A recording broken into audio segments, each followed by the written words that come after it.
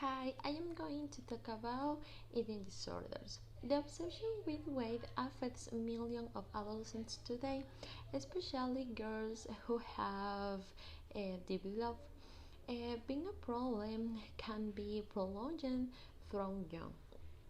It say that 1 in 7 women have eating disorders or are struggling with eating disorders.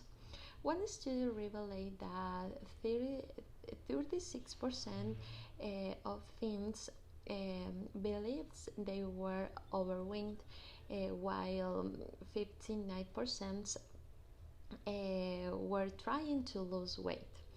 Eating disorders including anorexia nervosa and bulimia nervosa, are psychological disorders that involve extreme eating disorders.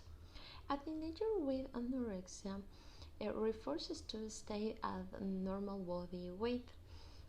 Someone with bulimia has repetitive episodes by compulsive eating, followed by compulsive behaviors such as vomiting and use the laxatives to eliminate food.